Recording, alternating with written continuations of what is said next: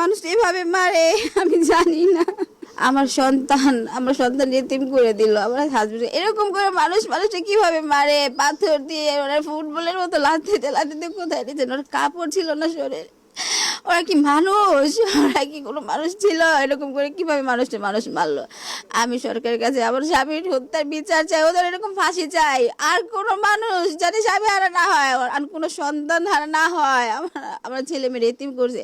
আমার এই ছেলে মেয়ে আমি এখন কোথায় দাঁড়াবো? আমার ছেলে মেয়ের ভবিষ্যৎ, লেখাপড়া, আমার মেয়ের বিয়ে কে দিবে ওকে? আমি যেগুলো কোথায় যাবো? আমার সরকারের কাছে একটা দাবি, আমার হাজবেন্ডের বিচার চাই, আর আমার ছেলে মেয়ের নিশ্চয়তা চাই, ওদের ভবিষ্যৎ চাই। পাথর দিয়ে কিভাবে নিষ্ঠুরের মতো আঘাত করছে, পাথরটা দিয়ে মুখ এখান দিয়ে থেতলিয়ে দিয়েছে, ছুরি দিয়ে এখানে আঘাত করছে, এখান দিয়ে আবার গুলিও মারছে একটা।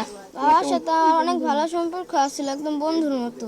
আর বাবাকে আমি জিজ্ঞেস করছি কি হয়েছে, আমার বাবা বলছে কি যে আমার কাছে তোরা চাঁদা চাইতেছে।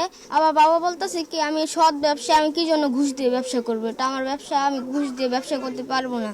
তাই এই জন্য আর তাদের এভাবে চাঁদা দেয়নি। পাথর দিয়ে নিষ্ঠুরভাবে মেরছে, এত কষ্ট দিয়ে রাস্তার ধারে ফালিয়ে। আমি তাদের ফাঁসি চাই। আমার বাবার ব্যবসার কারণে আমার বাবাকে এভাবে নিষ্ঠুরভাবে মারা হয়েছে। মাসে মাসে 2 লাখ টাকা চাঁদা চাইছে। আমার বাবা বলছে এটা আমি দিতে পারবো না, এটা আমার সন্তানের ভবিষ্যৎ, এটা আমি কেন দিব? আমি আর পারছি না। আমার মায়ের কষ্টটা আমি মাইনা নিতে পারতাছি না।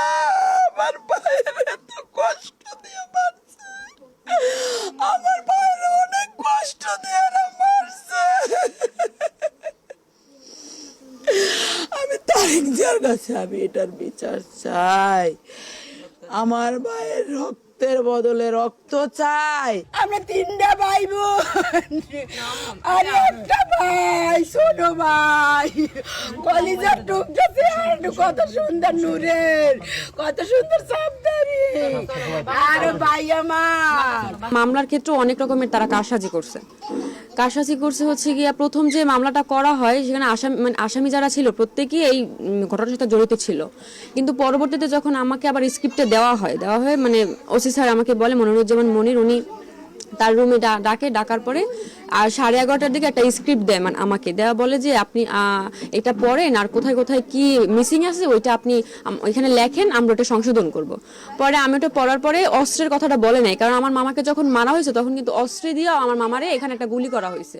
হ্যাঁ, তারপরে আপনার ছুরি দিয়ে আমার এখান থেকে বেরোই গেছে। তারপরে এই যে হাতের ভিতরে এই যে ছুরি দিয়ে তারপর আমার এই মামার এই যে ঘাড়ে আঘাত করছে, ঘাড় একদম ছন্ন বিছন্ন হয়ে গেছে। তারপরে এখানে একটা পোস্ট দিছে, তারপরে এগুলো করছে।